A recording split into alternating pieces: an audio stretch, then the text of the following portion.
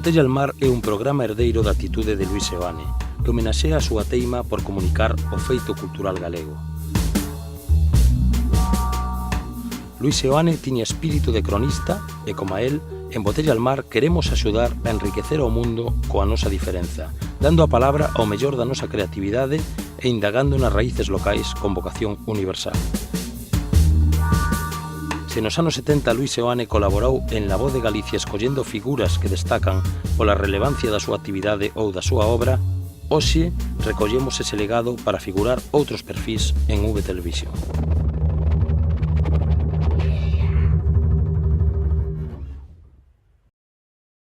As nosas convidadas de hoxe, Aldao Lado, ou en máis palabras, Lucía Aldao e María Lado, son poetas que ofrecen unha visión diferente e iconoclasta da comunicación poética, con performance, con música e, sobre todo, con moito humor.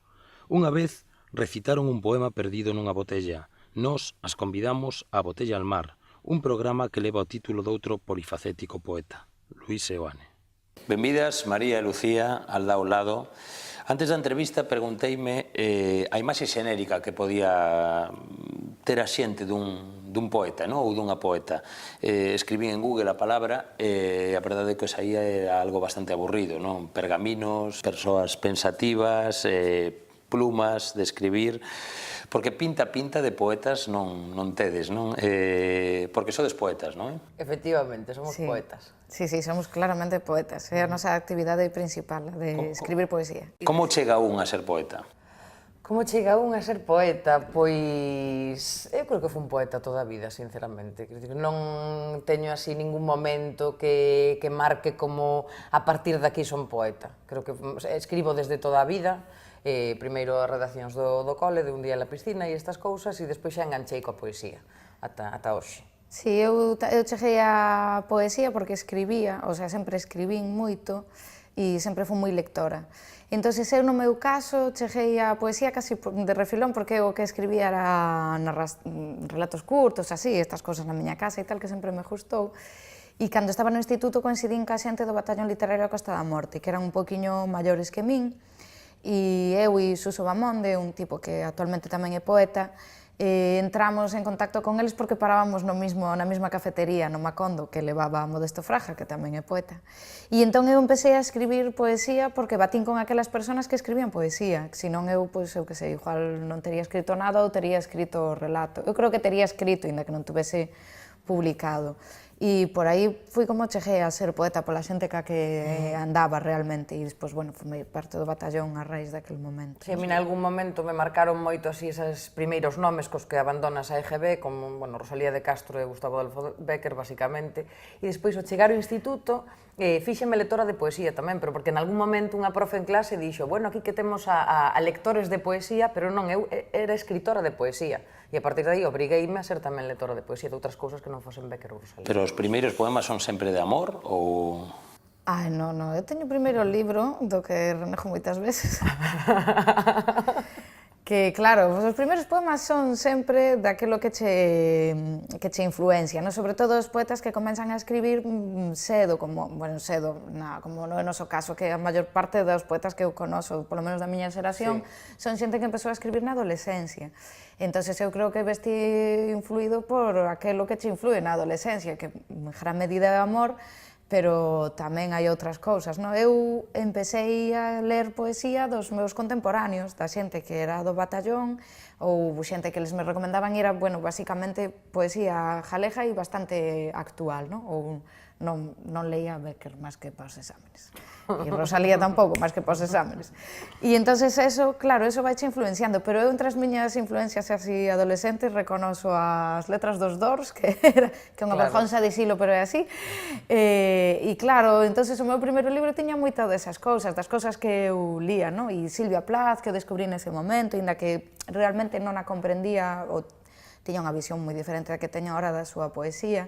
E esas cousas son as que, cando escribes uns primeiros textos ou un primeiro libro, bueno, supoño que a todo o mundo, non? Aquelo, e a máis eres tan sensible porque estás na adolescencia, ou que sei, eu tiño ese libro que se chama Primeira Visión, Pois é moi morrisiano, a verdade, pero incluso ten así algún toque de Nirvana, que eu daquela era moi fan de Nirvana e empezaba a sonar, eu que sei, aquelas cosas que te influen, que nunca sabes por onde veñen. Sí, eu creo que xa desde os primeiros textos xa agarrei así ese eixo temático do amor desgarrado, ademais, e tardei anos en deixalo.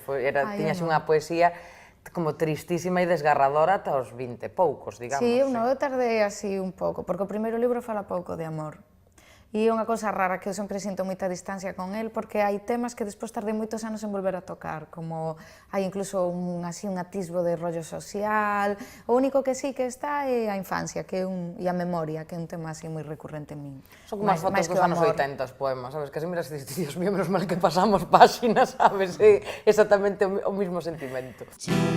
As túas palabras roldanme, son jatos entremetidos, enredantes, escapan de ti e ca punta do rabo persiguen o rodo da miña saia, perseveran e sedúcena.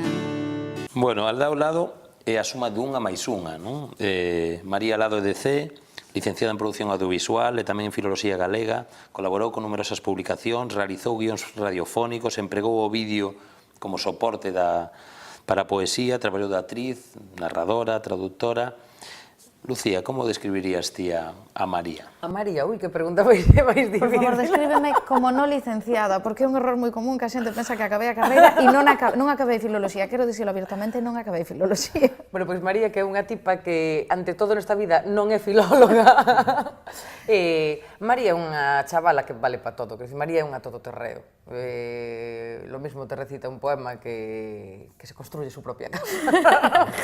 No, quero dicir, é un luxo traballar con alguén que pode sacar sempre adiante os espectáculos, as viaxes, todo, mola convivir así cunha todoterreo, vamos. Sí, diría que iso, que María é unha todoterreo. Incluso é capaz de vender un coche propio nun espectáculo. Efectivamente, que iso ten bastante méritos, e agora o que quere vender é un piso que ten en Brión tamén, xa aproveitou para decilo. Teño un ático en Brión.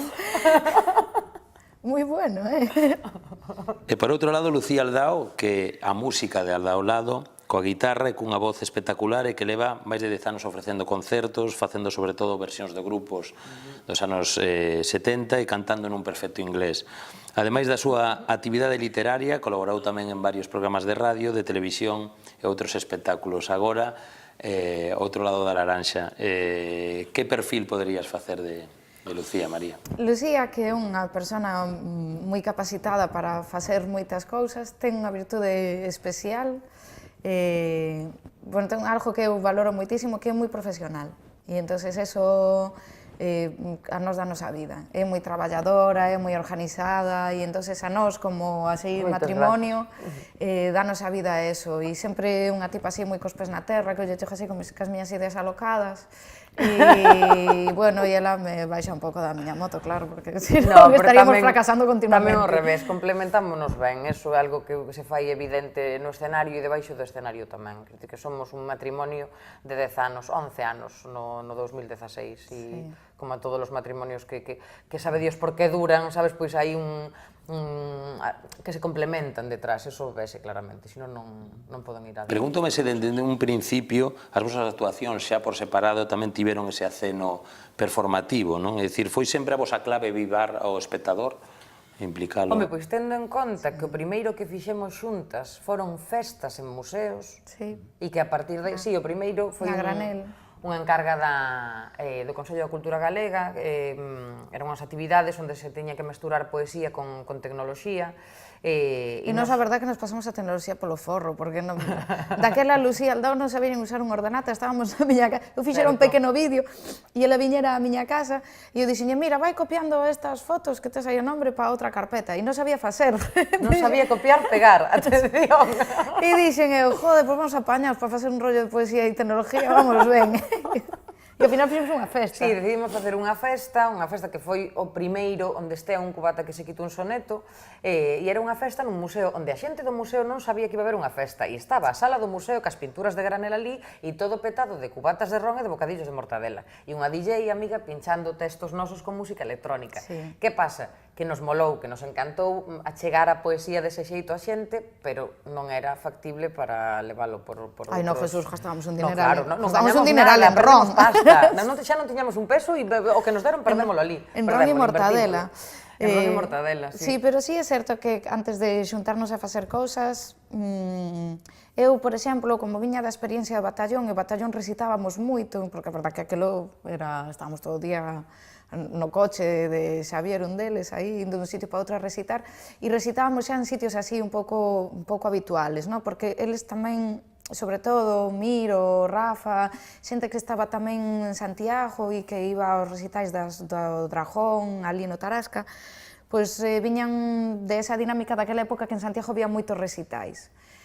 Paco Souto, que foi de quen eu aprendín a recitar. Entonces, ali, o que facíamos, eu recordo que os primeiros textos que escribín, xa os escribín para recitar, porque non tiña nada que recitar, tiña solamente uns 6 poemas, e entón, cando escribín o primeiro libro, xa era para ter algo para recitar. E entonces aí sí que vías moito eso, o directo, o contacto co público, e a min aquilo interesábame moito. E claro, a forza de ter esa experiencia de recitar moito, pois sí, é verdade que eu, cando comenzaba a recitar, antes de empezarmos xuntas, contaba moitas cousas ao principio dos poemas, algo moi parecido ao que agora facemos. Si, digamos que o espiritual do lado xa era por un lado espiritualado e o espiritual dao, non? Sempre con poemas propios e facendo algunha versión canalla de algúns outros autores? Sí, non sempre tiramos de textos propios. Sí, bueno, algunhas veces facemos algo de alguén, pero bueno, pero é en raras puntual. ocasións é puntual, sí. Normalmente tiramos de textos nosos, que ademais son textos serios, e entonces como xa temos ese contrapunto sempre de humor, da parte así máis cómica, digamos, ca parte máis seria, que son os dos poemas, pois tamén fan así un matrimonio bonito, non? Para o público, digamos. E que poeta seguides? Pois, a ver, eu vou dicir así, a ver, a mogollón, claro, a min, pois, flipame moito, agora estou lendo así a uns cantos poetas mexicanos, sobre todo flipame Gerardo Grande, que é un chavaliño así moi novo, mólame moito a peña os noviños de todo que están agora escribindo, así como son, bueno, os galegos, Xesús Estalote, Brais, Nuno, toda esa xente interésame así bastante, porque teñen así esa frescura que eu boto de menos na poesía en xeral e sobre todo en min, non? Que me jode moito tela perdido. Entón, ora vela na xente, digo, ostras, que guai, como mola ter 19 anos e escribir poesía, que guai. Sí, eu sigo basicamente a xente que está ao meu redor, así os meus contemporáneos, tamén xente nova, eso que di Lu, cosas que me recomenda a Lu, pero eu leo moi pouca poesía, a verdad, hai que dicirla como é. Eu leo moita novela, pero poesía leo moi pouca. Si, as dúas lemos máis novela que poesía. Sí, eu leo moitísima novela comparada ca poesía que leo. Pero, bueno, é inevitable, claro, ler cousas, e a mí gustame seguir eso, o que di Lu, xente máis nova que nós, que ten aí... Antes falábamos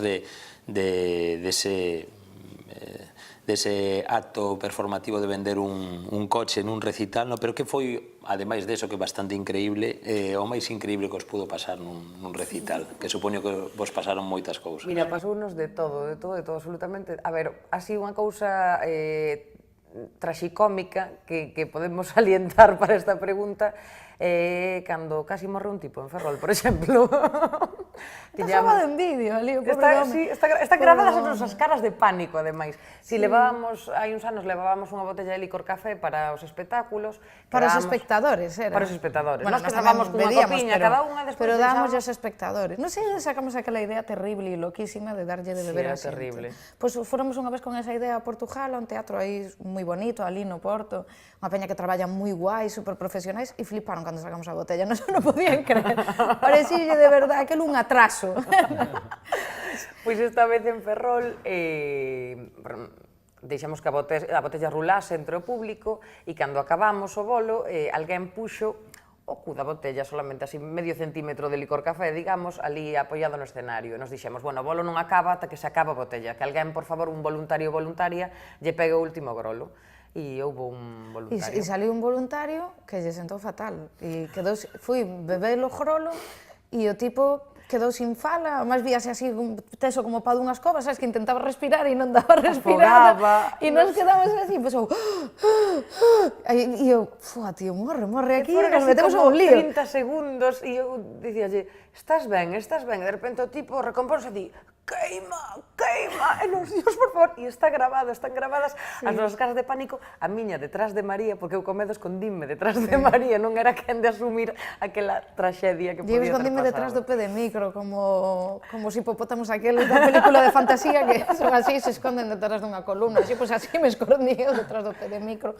E, bueno, temos a sorte, a inmensa sorte, de que estas aventuras estean case a orde do día, porque nós tamén as provocamos de algún xeito, que dicir, somos desa clase de xente, sabes, que, como di María moitas veces, que sale a mercar pan e a volver con 4 aventuras, Sí. pero que a vida respóndenos, digamos, non? Entonces iso está moi guai. Sí, pero pasanos cosas guais. Sí, sí que nos pasan sí, cosas moi pasanos simpáticas, historias moi sí. divertidas, sí.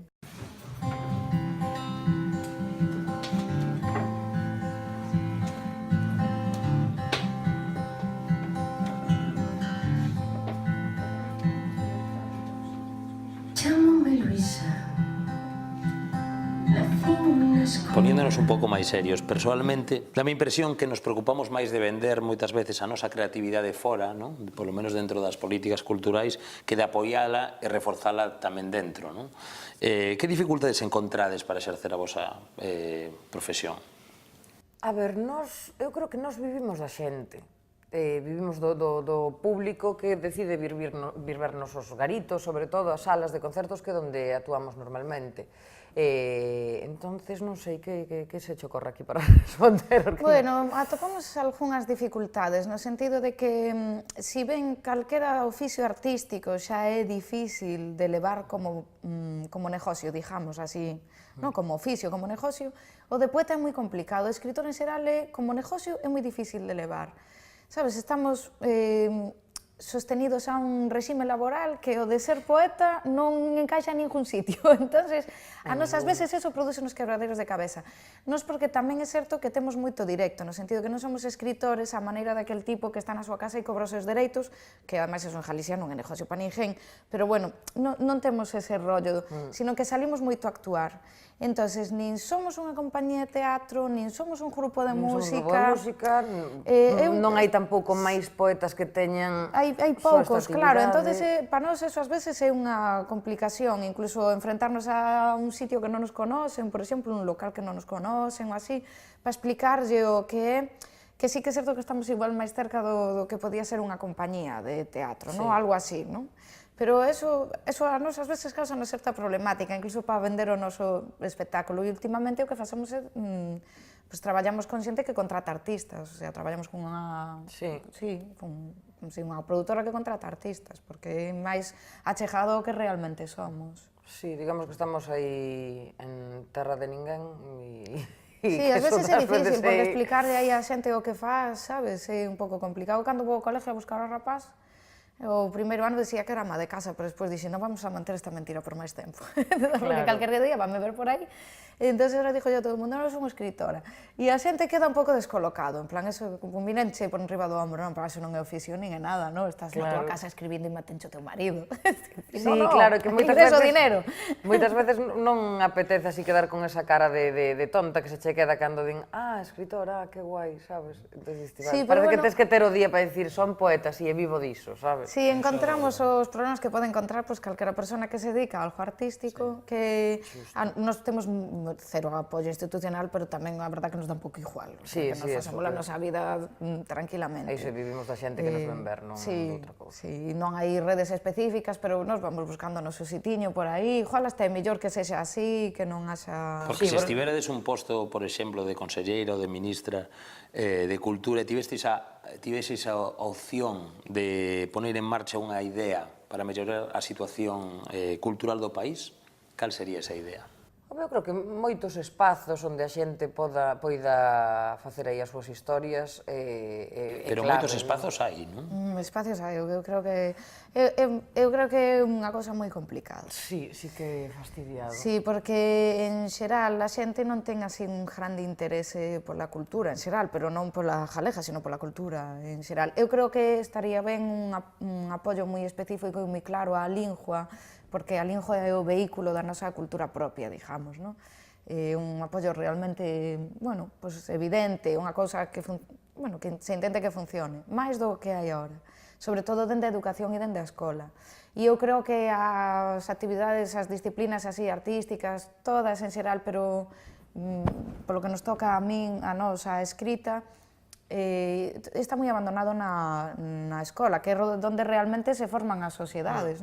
Eu non podo pretender que os meus veciños do meu barrio me veñan a ver recitar si eles non teñen interese en eso, nin en ler, nin en escribir. Bueno, que consta que os veciños do meu barrio veñen bastante. Son bastante interesados na miña persona e eso os conduce a un interese pola cultura.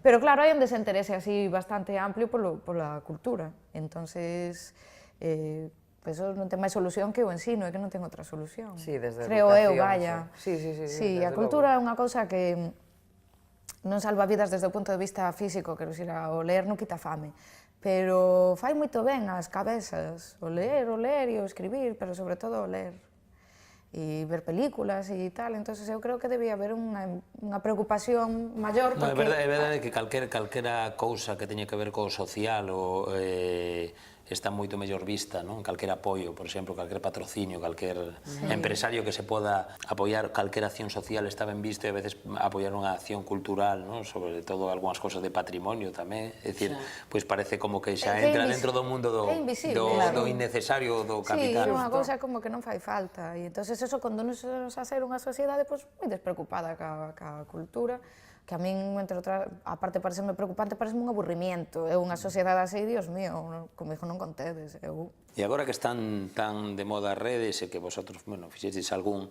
exercicio xogando como tal, sodes máis poetas do Facebook ou poetas do Twitter?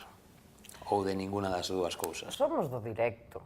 Eu xa directamente nin publico. Sí, xa solo pon propaganda, eso é evidente. E depois ni siquiera temos un vídeo de calidade subido no YouTube, que somos do directo, non somos... Non te creas que un día nos dou, un día un amigo díxome, fajamos unha página, e dixen, no, por favor, que se nos faz a página seguro que nos vai mal. Claro, non a queremos, non temos web, non temos página de tablado de Facebook, pero creo que todas estas cousas, que eso xa o ten todo o mundo, sabes? Entonces, nos movémonos así un pouco... Así nos vai, claro. Así nos vai, pero bueno, estou contenta. Bueno, penso que sodes un caso de éxito, non? Por favor, temos unhas biografías na Wikipedia que están insadas de mentiras, que ni siquiera temos o coraje de escribir e decir, por favor, isto non está na verdad, e tal. O sea, que vivimos un pouco que nos dá un pouco igual. Eu tuve así un momento en novas tecnoloxías, hai 10 anos, cando tiña blog e non sei que, e era moi activa, pero, eso exigíame. Co tempo a vida exigiume máis que o ordenador, entón fun abandonando eso. Sí, creo que está ben así, como estamos. Eu non o vexo como problemático. Sí que tiramos das redes sociais, do Facebook, sobre todo, para temas de promoción de bolos e estas cousas, porque é a ferramenta así máis eficiente, digamos, e despois o resto hai que vir vernos, que non hai outro xeito de... E tedes moito traballo fora? Porque co problema nese sentido da lingua, moitas veces, é dicir... Como resolvedes esa... Non temos moito traballo fora, que é algo así que ás veces comentamos que nos fastidia, non? Porque realmente, a ver, non quero parecer pretenciosa, pero facemos algo que non se ve moito, o sea, que nos facemos é moi alda ao lado e cousas parecidas vense moi poucas, ainda que, bueno, nos temos algún referente así. Eu recordo que ao principio os Accidents Polypoetics eran así como o meu referente, molábame moito, pero non é distinto de eso, porque é outra onda máis naturalista, así, unha cousa máis natural. E traballamos pouco fora, e nós pensamos que a lingua non é un problema, porque temos estado... Sí, nunca foi. Vamos pola uni, sí que nos chaman lectorados, e fomos ao Cosmopoética, a Córdoba, a Berlín, de anos. Sí, e a lingua non é problema, porque nós, por exemplo, cando fomos a Córdoba, cando fomos a Berlín, pois apañámonos, era tamén dentro do Instituto Cervantes, entón moita xente viña ca idea de escoitar o gallego e unha gracia, leváramos uns vídeos subtitulados con as nosas biografías e textos ao alemán, e cando fomos a Córdoba, fixemos toda a presentación e a cháchara en castelán, que nós sabemos falar castelán, non hai problema, sabemos facelo, con tempos compostos e todo, e sin laísmo, sin unha gloria vernos.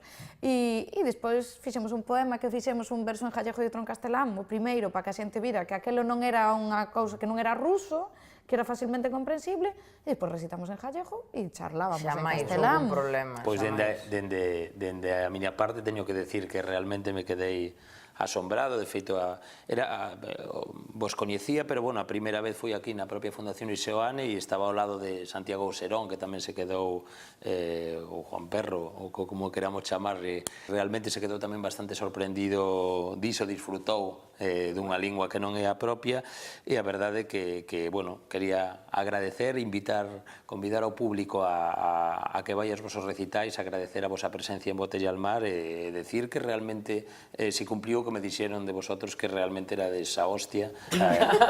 Quero decir, a hostia en verso. A hostia en verso. Moitas gracias. Moitas grazas, David. A vos.